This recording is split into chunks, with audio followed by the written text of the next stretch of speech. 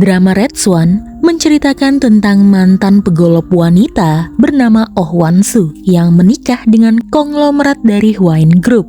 Banyak peristiwa misterius di dalam keluarga suaminya, sampai akhirnya Oh Wan-soo bertemu dengan pengawal baru bernama So Do-yoon. Kehidupan mereka berdua pun saling bergantung satu sama lain, hingga muncullah perasaan di antara mereka berdua. Lalu, bagaimanakah kisah mereka? Ini dia alur cerita drama Korea Red Swan.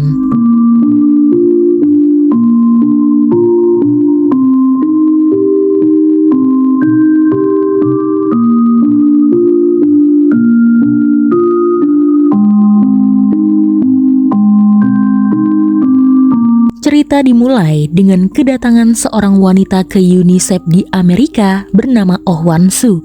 Dia wanita yang sempurna dan juga sukses. Sekarang, ia menjadi ketua yayasan dari amal yang dilakukannya. Dan hari ini, ia sedang membela seorang remaja yang terkena pelecehan oleh komunitas ISIS. Dan Oh Wan-soo datang untuk membela remaja wanita tersebut. Akibatnya, ISIS berniat menghabisi Oh Wan-soo jika ia berani menginjakan kakinya di Manila, Filipina. Namun, ancaman seperti itu tidak berlaku bagi Oh Wan-soo. Ia tetap datang untuk bertemu dengan tamunya di Manila, Filipina. Saat sedang bertemu dengan investor yang bersedia mendanai yayasan amalnya, suami Oh Wan-soo, Kim Young-kook, datang menemui istrinya Oh Wan-soo. Dan bisa dilihat hubungan mereka berdua begitu romantis dan saling mendukung karir masing-masing. 친선대사 임명됐다고?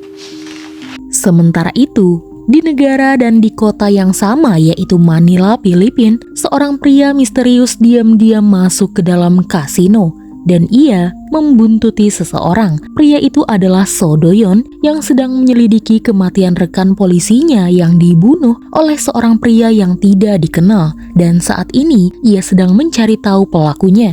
Saat ia sedang menyelidiki, ia malah melihat senior polisinya yang jauh-jauh datang dari Korea, Pak Park, bertemu dengan bos kasino tersebut dan memberikan sejumlah uang yang cukup banyak. So Do-yoon agak terkejut dan memutuskan pergi dari sana. Masih teringat jelas 3 bulan yang lalu, rekannya harus tewas di tangan penjahat yang sampai sekarang masih belum ia ketahui siapa orangnya. Karena ibu mertua Oh Wan-soo, Park Mi-ran, juga akan menghadiri pertemuan di Manila, dengan terpaksa semua pengawal pun menunggu kedatangan ibu Park di bandara.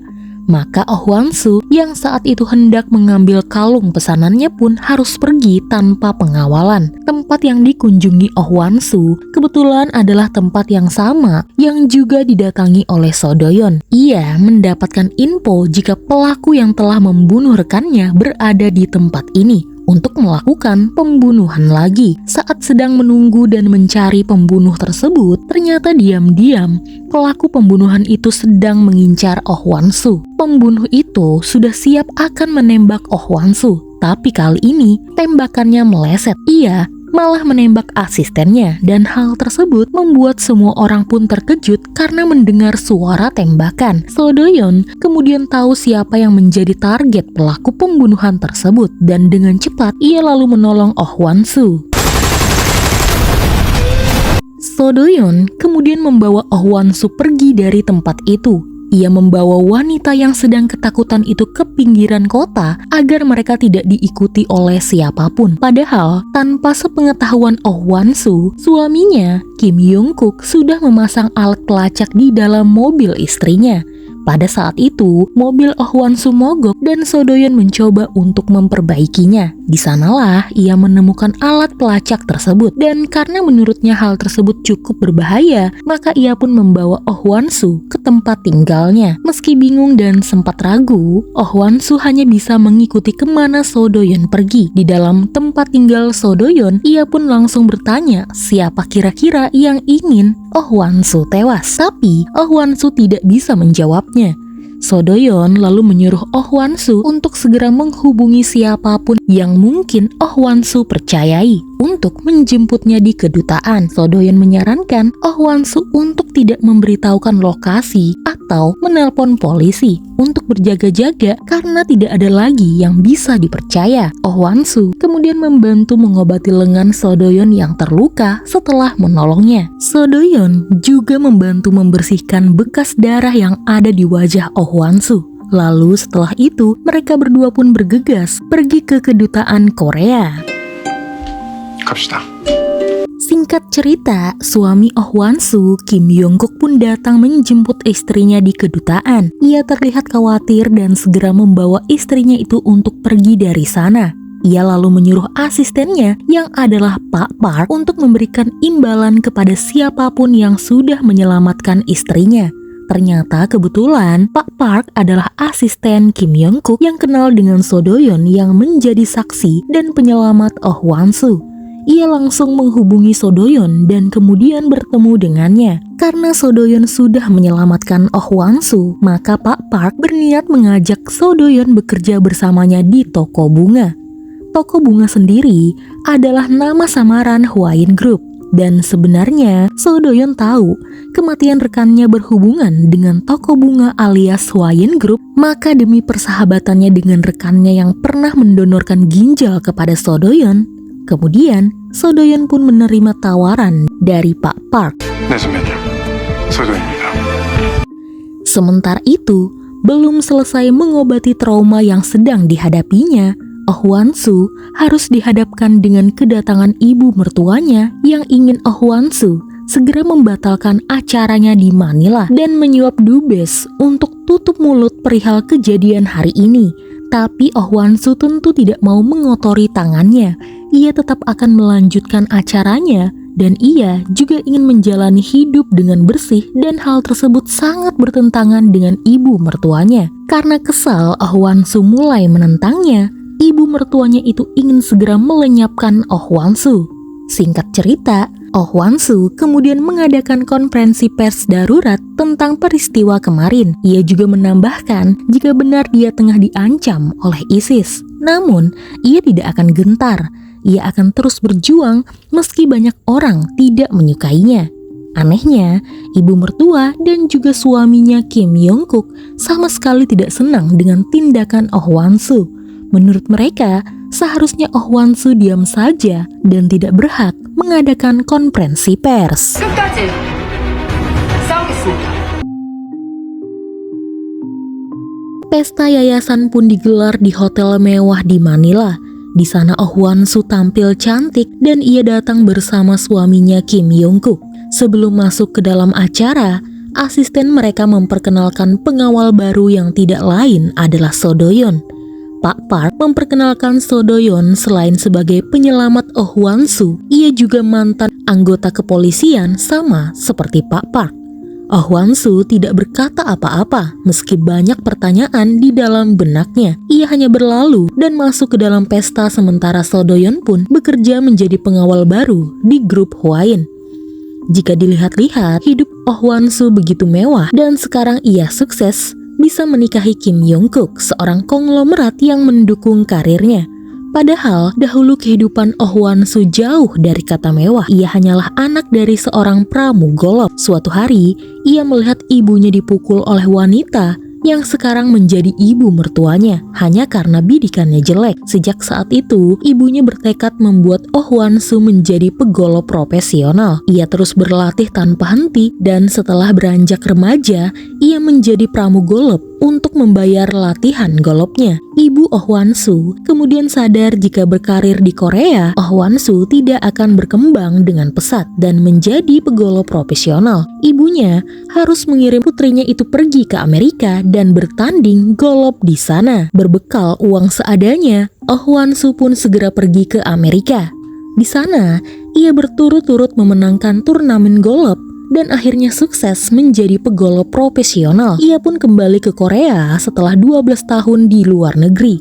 Namun, jalan kesuksesannya rupanya tidak mulus. Uang yang sudah ia kumpulkan rupanya dimakan oleh ibunya untuk berjudi. dan ibunya selalu berhutang dan membuat Oh Hwan-soo harus membayarnya. Hingga akhirnya ia sudah muak dan memutuskan hubungan dengan ibunya. Uang yang ia simpan pun akhirnya ia sumbangkan, dan dari sanalah ia pun berubah dari pegolf profesional menjadi malaikat amal. You can have the angel of charity yourself come up. Pesta malam ini adalah pesta amal yang memang sudah biasa diselenggarakan oleh Oh Hwan-soo. Di sana, ia memperkenalkan suaminya, Kim Young-kook, dan sedikit menunjukkan keromantisan mereka berdua. Jika seolah-olah suaminya baru saja membelikan kalung seharga 800 juta. Dan setelah itu, ia menunjukkan timbal balik dari konferensi persnya. Tamunya awalnya hanya ingin mendonasikan uangnya sebanyak 5 miliar. Tapi karena keberanian Oh Hwan-soo, ia pun menaikkan dananya menjadi 30 miliar. Dan dana ini akan Oh Hwan-soo pakai untuk membantu anak-anak dan wanita korban perang yang ada di seluruh dunia. Namun, keromantisan hubungan Oh Hwan-soo dan suaminya hanya di hadapan media saja. Karena Kim Young-kook ternyata berselingkuh dengan kerabat dari istrinya sendiri bernama Jang Tae-ra. Mereka berdua menyelinap keluar dari pesta dan bermesraan di ruangan lain. Kebetulan, Jang Tae-ra memiliki seorang putra yang dekat dengan Oh Hwan-soo. Malam itu, ia mengantuk dan sedang mencari keberadaan ibunya. Dan Oh Hwan-soo pun sudah tahu di mana Jang Tae-ra serta suaminya berada. Ia memergoki keduanya tengah bermesraan. Jang Tae-ra berusaha menjelaskan, namun Oh Hwan-soo yang sudah tahu segalanya ini hanya berucap jika keduanya tidak tahu tempat. Bisa saja mereka dipergoki oleh para wartawan. Jang Tae-ra pun terkejut jika saudaranya itu telah mengetahui perselingkuhannya. 다 알고 있었던 거냐고. 너 그게 중요하니? Setelah memergoki suaminya, dengan tenang Oh Hwan-soo kembali ke dalam pesta dan harus berpura-pura mesra di hadapan semua orang. Bahkan dirinya dan Kim Young-kook pun berdansa bersama. Rupanya, perselingkuhan tersebut juga diketahui oleh ibu mertuanya yang seolah setuju dengan kelakuan putranya. Hal ini ia lakukan agar Oh Hwan-soo bercerai dengan Kim Young-kook dan ia bisa menguasai yayasan yang sudah didirikan oleh Oh Hwan-soo. Tapi Oh Hwan-soo tidak akan semudah itu memberikan yayasan yang sudah ia dirikan. Ia saja sampai meninggalkan putranya dan tidak bisa menemaninya bermain demi mencari donatur ke seluruh negeri demi yayasan tersebut. Dan ia tidak akan mudah memberikannya begitu saja kepada ibu mertuanya. Bahkan, ia tidak akan menceraikan Kim Young-kook. Oh Hwan-soo mengancam ibu mertuanya karena sebenarnya kehilangan dirinya, maka Hwain Group bisa dalam masalah. 내가 죽인다. Oh Hwan-soo bertemu dengan Kim Young-kook di Afrika. Saat itu Kim Young-kook bekerja menjadi relawan di bawah naungan Hwain Group dan kemudian jatuh cinta pada pandangan pertama kepada Oh Hwan-soo. 10 hari di Afrika dan hanya bertatapan, Kim Young-kook pun dengan mantap melamar Oh Hwan-soo. Tentu saja lamarannya tidak serta-merta diterima oleh ibu Kim Young-kook. Terlebih, Oh Hwan-soo adalah anak dari mantan pramugolopnya dan sekarang ibu Oh Hwan-soo menjadi seorang penjudi. Tapi, karena Oh Hwan-soo adalah seorang wanita pegolop yang sukses dan namanya terkenal di mana-mana, maka ibu Kim Young-kook pun menerimanya, namun dengan syarat ibu Oh Hwan-soo harus tinggal di luar negeri. Dan dari sanalah, neraka pun dimulai pada kehidupan Oh Hwan-soo. 내 결혼은 이렇게 시작되었고 어느덧 Malam itu, Oh Hwan-soo pun mabuk. Sebagai pengawal yang sudah tahu dengan kehidupan palsu, Oh Hwan-soo pun merasa iba. So Do-yeon lalu menemani Oh Hwan-soo dan kemudian mengantarkannya ke kamar. Oh Hwan-soo pun mulai meracau dan kemudian mengajak So Do-yeon untuk tidur dengannya. So Do-yeon lalu bertanya, apa Oh Hwan-soo tidak bahagia dan apakah Oh Hwan-soo kesepian? Oh Hwan-soo pun mengelak semua pertanyaan dari So Do-yeon dan berusaha menahan So Do-yeon agar tidak keluar dari kamarnya. Saat itu, tiba-tiba kamar Oh Hwan-soo digedor oleh Kim Young-kook yang merasa bersalah kepada istrinya. Untungnya, kemudian Pak Park untuk pergi saja karena mungkin di dalam Oh Hwan-soo sudah tertidur karena ia mabuk berat. Malam itu, hujan turun begitu lebat, seolah sedang menutupi kesedihan Oh Hwan-soo yang malam itu ditinggal sendirian oleh So Do-yeon. Entah apa yang terjadi di dalam sana, yang jelas kedatangan So Do-yeon ke dalam grup Hwain tentu saja untuk mencari tahu siapa yang telah membunuh rekannya, yang mana kematiannya berhubungan dengan taman bunga alias grup Hwain. Singkat cerita, So Do-yeon pun kembali ke Korea dan pertama kalinya ia memasuki istana utama keluarga Hwain Group. Pak Park kemudian menginformasikan cara kerja dan kode etik keamanan yang harus dijalankan. Sebenarnya, So Do-yeon ingin sekali bertanya tujuan Pak Park memberikan sejumlah uang kepada pemilik kasino di Manila, Filipina, tapi ia mengurungkannya. Pak Park berkata jika ia menyesal, sebagai senior polisi ia tidak bisa mengungkapkan kematian rekan So Do-yeon yang pada saat itu tewas di Manila saat bertugas. Menurutnya kematian rekan mereka itu bagai mencari jarum di tumpukan jerami, artinya tidak akan bisa terungkap. Padahal sebenarnya ada sesuatu di grup Hwain. Menurut rekan So Do-yeon, sebelum ia tewas ada rahasia besar di balik kematian pemimpin grup Hwain, Pak Kim, orang yang sangat mempercayai Oh Hwan-soo menantunya. Mungkin itulah yang membuat mengapa rekannya itu akhirnya dibunuh. 명예회장 죽음은 비밀이 있어.